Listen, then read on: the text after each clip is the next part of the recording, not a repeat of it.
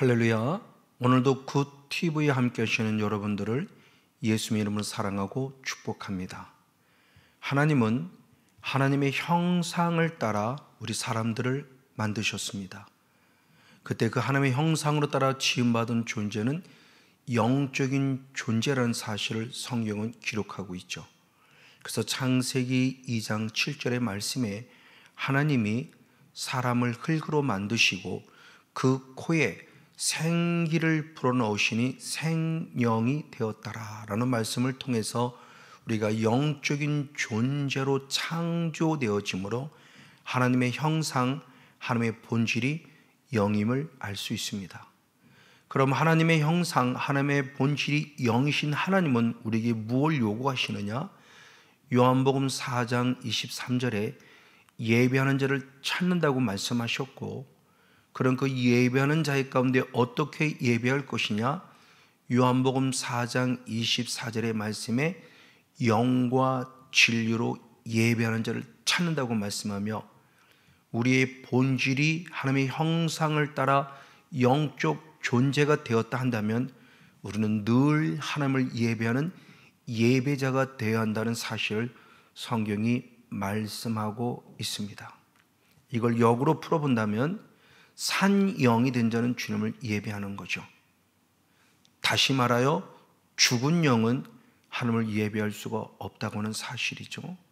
그래서 하나님의 형상으로 지음받은 하나님의 사람으로서 하나님 앞에 예배하는 거룩한 예배 성공자가 되어질 때, 그럼 과연 예배는 무엇이냐라는 부분이죠.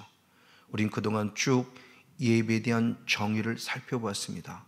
특별히 출애굽기에 기록되어 있는 구원받은 자에게 원하는 예배의 개념들을 살펴보았죠.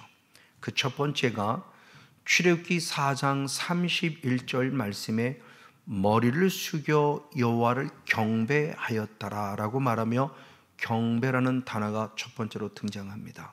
즉 우리가 첫 번째 드려야 될 예배는 경배 예배입니다.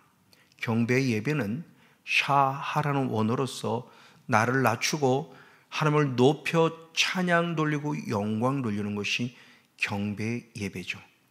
그렇기 때문에 경배란 단어에는 머리를 숙인다, 또는 무릎을 꿇었다, 또는 땅에 엎드렸다는 단어가 항상 같이 따라 붙고 있음을 성경을 통해서 보게 됩니다. 그럼 단순히 무릎을 꿇음이 문제가 아니고, 경배란 예배를 원할 때 땅에 무릎을 꿇는다, 머리를 숙인다는 것은 또는 우리에게 회개를 요구하는 자세이기도 합니다. 그래서 내가 죄인임을 깨닫고 철저히 십자가 앞에 무릎 꿇어 죄인임을 인정하는 자가 결국 하나님을 경배하는 예배자가 될 수 있다는 사실이죠. 그리고 더 나아가 출애굽기 3장 12절의 말씀에 이 산에서 여호와 하나님을 섬기라라고 말하며, 하나님의 모세를 애굽으로 보낸 목적, 다시 말하여 이스라엘 백성을 애굽에서 끄집어낼 목적은 하나님을 섬기게 하기 위함이라고 말하며, 결국 주님을 경배한다는 것뿐만 아니라 섬기는 것이 주님을 예배임을 말해주고 있죠. 그래서 예수님께서도 마태복음 4장 10절 말씀에 악한 영과 싸울 때 사탄아 떠나가라 라고 선포한 이후 주 너의 하나님 여호와를 경배하고 섬기라 라고 말하며 경배의 예배를 말하고 있고 섬김의 예배를 말하고 있음을 말씀 안에서 살펴볼 수 있습니다. 그럴 때 이 섬긴다는 것은 우리의 몸으로 섬겨지는 것이죠. 그래서 경배는 우리의 마음을 다해서 내가 죄인임을 고백하며 철저히 낮아지고 주님을 높이는 예배를 한다면, 섬김에는 우리의 몸으로 드려지는 겁니다. 그래서 로마서 12장 1절 말씀에 너희 몸을 하나님이 기뻐하는 거룩한 산 제사, 지금 바뀌어진 개역 개정은 산 제물로 드리라, 이것이 너희들을 영적 예배니라 그랬어요. 근데 원어를 통해서 본 예배라는 단어가 라트레이아라는 원어인데, 라트레이아라는 원어는 섬김이라는 뜻을 갖고 있습니다. 그러니까 우리의 몸으로 하나님 앞에 기쁨 드리는 산 제물이 될 때, 그 그것이 진정한 영적인 섬김이라는 거죠. 그래서 진정한 섬김의 삶이 내 삶 속에서 나타나고 드러나야 됨을 말하고 있습니다. 그리어서 세 번째로서는 하나님 앞에 희생을 드린 예배를 원하고 있음을 또 성경을 살펴봅니다. 그래서 출애굽기 3장 18절 말씀에 하나님의 거룩한 명령을 따라 모세가 바로에게 선포할 때 우리는 여호와께 희생을 드리러 가노라 라고 말하며 희생이란 단어를 통해서 하나님 앞에 예배드림이 희생이 필요함을 말씀해 주고 있습니다. 이때 희생한다는 원어가 자바흐라는 원어인데 이 자바흐라는 원어를 통해서 우리가 몇 가지를 살펴볼 때 구약에는 5가지의 제사법이 있습니다. 번제라는 제사, 속죄제라는 제사, 속건제라는 제사가 있는데 이 번제, 속죄제, 속건제라는 제사를 통해서 내 죄를 철저히 죄 문제를 해결하는 제사법이 필요해요. 그래서 예수님께서도 에베소서 5장 2절 말씀에 친히 향기로운 제물이요 희생의 제물이 되어 주셨다라고 말하며 죄를 위해서 죽으신 것을 말합니다. 바로 이것이 우리가 하나님께 드릴 희생인데 첫 번째는 죄의 문제를 해결하는 거룩한 희생이에요. 그럼 예수님이 희생 제물을 쓰면 우리는 어떻게 희생되느냐? 로마서 6장 6절의 말씀에 아직도 죄의 종에게 매이게 만드는 옛사람에서 벗어나 버리는 것이 결국 우리는 영적인 희생, 죄와 싸워 이기는 자임을 말합니다. 근데 죄와 싸우기는 것은 내 힘으로 죄와 싸우고 이길 수 없어요. 오직 성령으로만 이겨지는 것이죠. 그래서 옛사람을 벗어버리고 빨리 하나님의 형상을 따라 지음받은 새 사람을 입은 자가 될 때 진정한 예배자여 진정한 희생을 드리는 그래서 죄와 싸워 이기는 자로서의 예배의 성공자를 말씀해 주고 있습니다. 그리고 이어서 또 다른 제사법 화목제라는 제사가 있고 소제라는 제사가 있는데 이 화목제나 소제는 감사의 제사를 올려드리는 것입니다. 그래서 이제는 주님께서 요한일서 2장 2절 말씀에 우리의 죄를 위하여 세상의 죄를 위하여 화목제물이 되어 주셨다라고 말씀합니다. 이것은 주님 앞에 내 자신의 삶이 드려지는 감사, 하나님과 나 사이에 막힌 담을 허물으신 예수님, 그럼 이제는 우리도 하나님과 화목제물이 되어지는 바로 하나님과 화목한 삶을 살아야 됩니다. 주님이 화목제물로 끝난 것이 아니었죠. 그래서 주님께서는 고린도후서 5장 20절에 하나님과 화목하라 그랬어요. 하나님과 화해하라는 의미입니다. 그럼 하나님과 어떻게 화목할까요?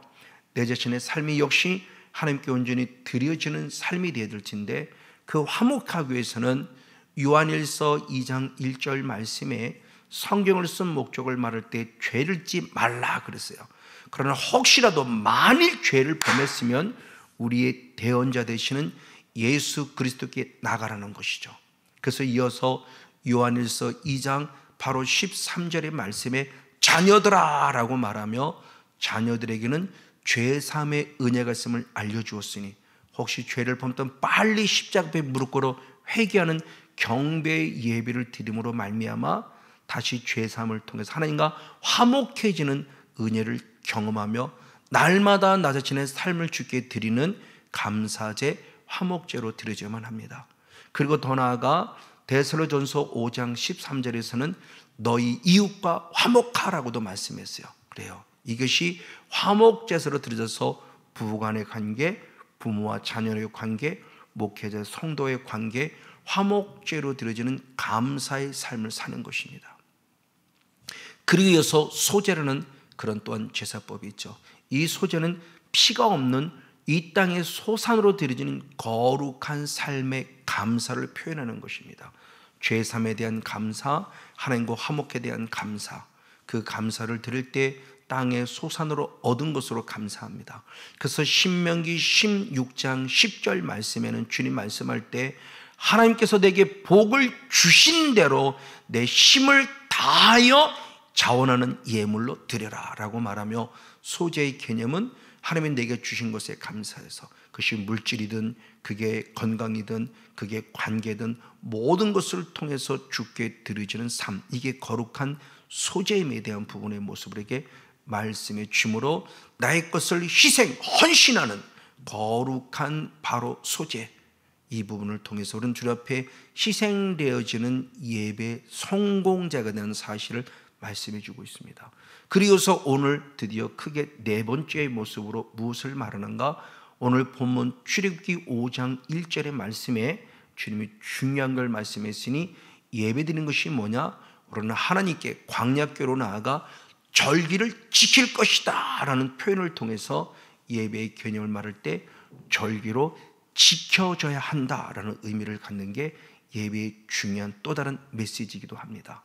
이 절기를 지키다라는 단어가 통틀어 하가그라는 원어입니다.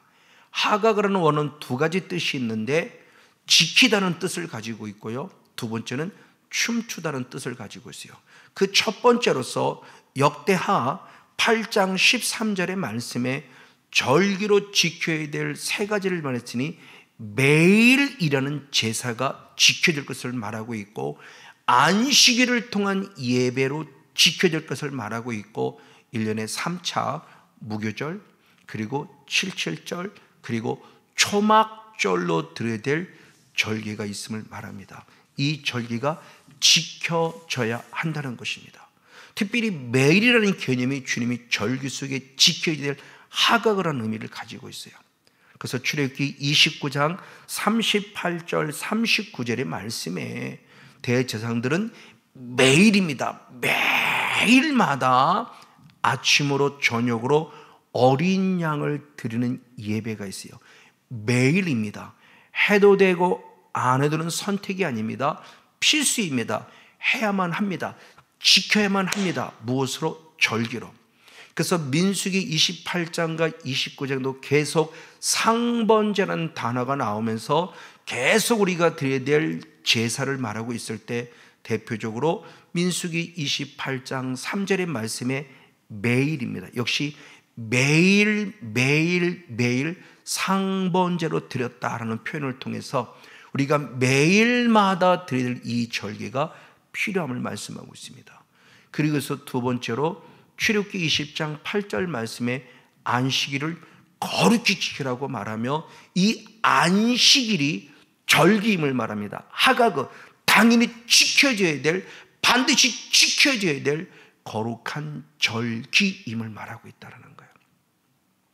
그리 이어서 방금 얘기한 1년에 3차 무교절, 77절, 초막절입니다. 그래서 신명기 16장 16절 말씀에서도 이 하나님께 드려야 될 이 무교절에 대한 부분, 그리고 77절에 대한 부분, 그리고 초막절에 대한 부분을 통해서 여호와께서 택하신 곳에서 여호와께 보여라 라고 말하며 하나님께 온전히 드려져야 될 귀한 예배임을 가르쳐줘요. 해도 되고 안 해도 되는 것이 아니라 매일 드려지는 예배, 그리고 안식일을 통해 드려지는 예배, 1년에 3차로 드리는 예배는 반드시 절기를 통해서 드려져야 될 예배라는 사실을 가르쳐 주고 있죠. 특별히 출애굽기 12장 14절의 말씀에 유월절을 얘기하며 이 유월절을 하나님의 절기로 삼아 영원한 규례로 대대로 지켜야 그럴 때 유월절을 삼아 절기로 삼할 때 그때가 하가그라는 원어이고 지킬 지내가 하가그라는 원어예요. 이건 반드시라는 개념입니다. 해도 되고 안 해도 되는 것이 아니라 반드시 해야만 됩니다. 그리고 더 나아가 시편 42편 4절을 이 하가그를 뭐라고 했었냐? 성일이라고 했었겠어요. 그래서 성일을 통해서 하나님께 지키는 것을 통해서 많은들이 기뻐 주님을 찬양하며 하나님의 집으로 달려갔음에 대한 부분을 시편 기자를 통해 말하면서 이 하가그는 결국 매일은 매일대로, 안식일은 안식일대로, 3대 절기는 3대 절기대로 성일이라고 그러며 거룩한 하나님이 원하신 날이라는 통해서 우리에게 준 메시지죠. 그러므로 오늘 이 말씀을 적용시켜보면 매일매일 드려지는 새벽 예배를 비롯해서 수요 예배 또는 금요 예배, 거룩한 주의 날은 무엇이고, 이 모든 날들이 날마다 성일, 정말 중요한 영적인 절기의 예배가 된다는 사실입니다. 주일만 빠끔 나오는 것이 아니라 날마다 매일마다 드린다는 사실을 가르쳐 주고 있다는 사실이죠. 맞습니다. 바로 이걸 뿐만 아니라 또한 춤추다는 의미를 가지고 있다고 그랬죠. 그래서 사무엘상 30장 16절의 말씀을 통해서 보면 아말렉 군인들이 자기들이 이스라엘과 싸워 이긴 모습 속에서 그들은 기뻐 뛰며 춤췄다라고 말하는데, 그 춤췄다는 원어가 하가그라는 원어예요.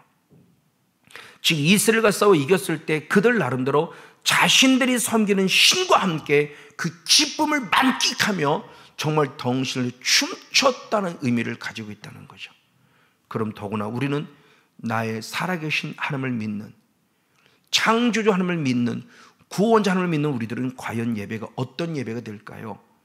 반드시라는 개념 속에 들어지는 예배가 억지로가 아니라 기쁨과 즐거움과 감사로 드릴 예배임을 성경이 강력하게 우리에게 말씀해 주고 있다는 사실입니다.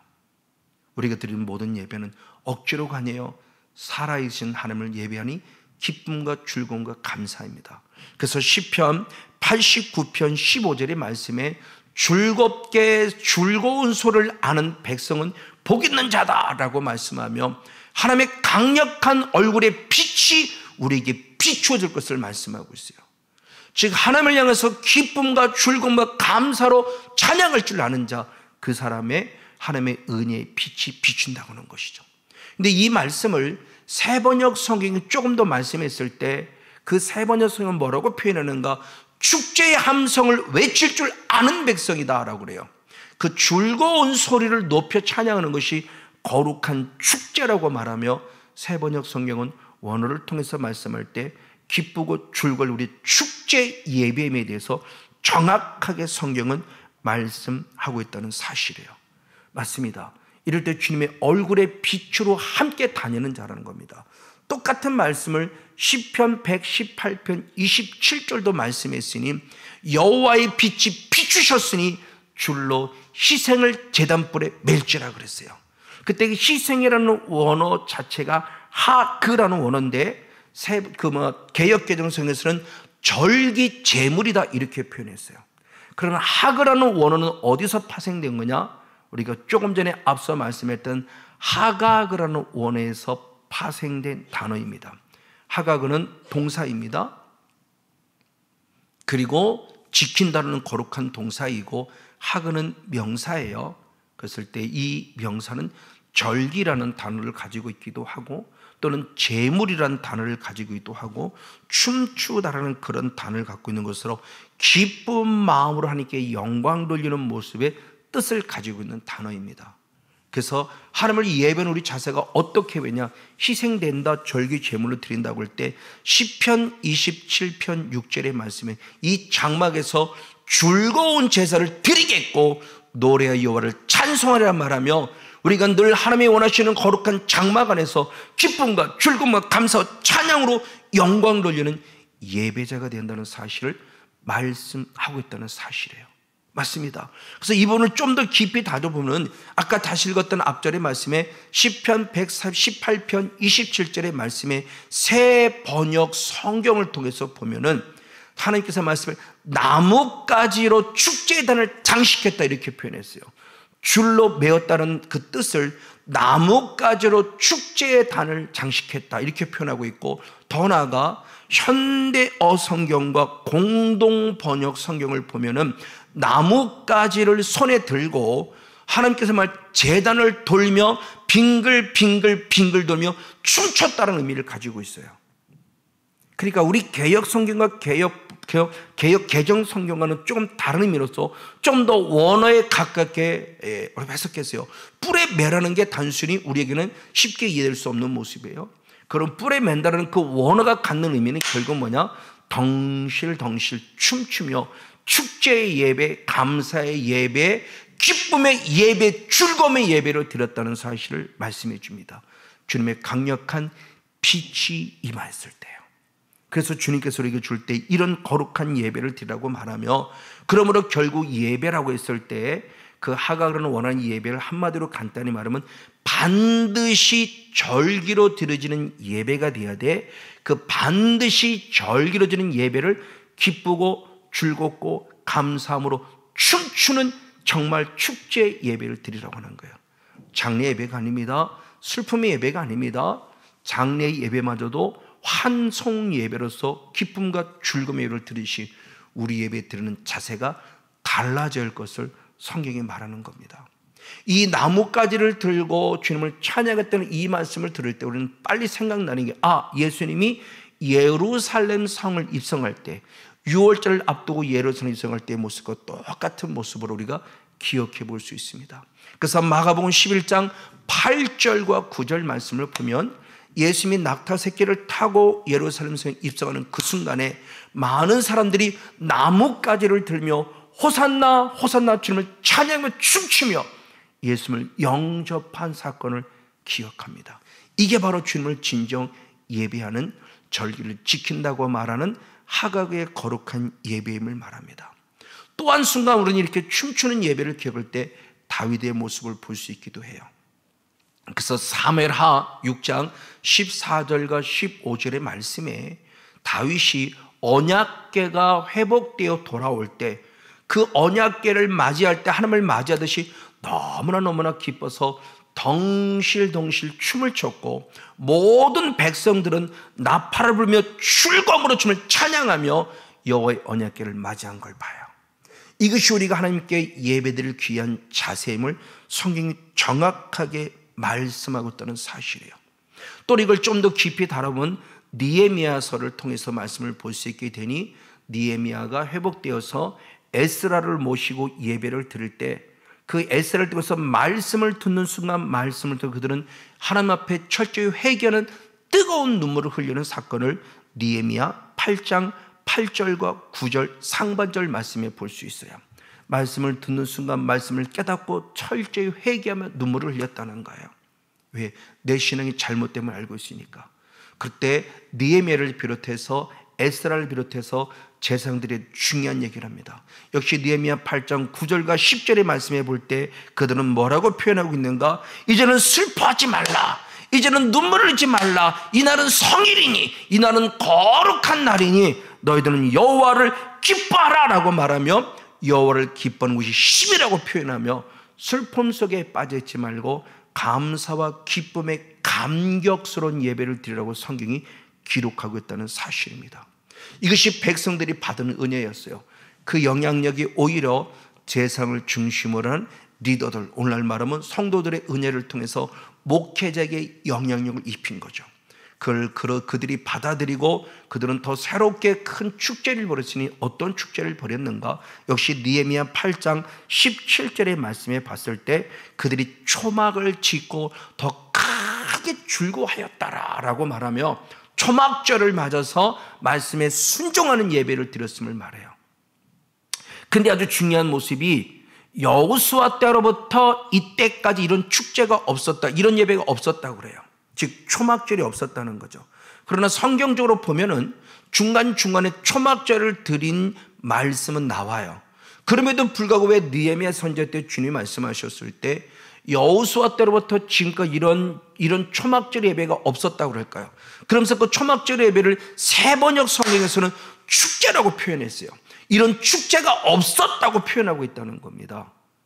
왜 없었을까요? 없는 건 아니었어요. 분명히 있었어요. 근데 온전하지 못한 것을 말하고 있는 거죠. 다시 주님은 초막절에 회복되면서 더 크게 기뻐하는 즐거움의 예배가 된 것처럼 우리 역시도 그런 은혜를 누려야 할 것에 대한 부분을 성경은 말합니다. 이에 예레미야 31장 4절과 13절의 말씀에 하나님이 이스라엘 백성을 세울 것이니 너희들은 그대도 기뻐 춤추며 감격스러운 예배를 드리라고 말하며 하나님의 강력한 빛이 우리에게 임할 때 슬픔을 즐거움으로 근심을 기쁨으로 바꿔주겠다고 말씀하셨습니다. 맞습니다. 이에 하나님은 요엘 선지자를 통해서 요엘서 2장 23절의 말씀에 여호와여 너희 기뻐하고 즐거워하라 그래야만 너희들에게 이른 비와 늦은 비가 내릴 것 축복을 약속합니다. 저 여러분 오늘 다시 한번 감사와 감격스러운 예배요 기뻐 춤추는 예배를 통해서 하나님께 영광을 돌릴 때 이 땅에서 이른 비 늦은 비로 누려질 수 있는 축복의 주인공 우리 모두가 되어지기를 예수님의 이름으로 간절히 축복하고 축원을 드립니다.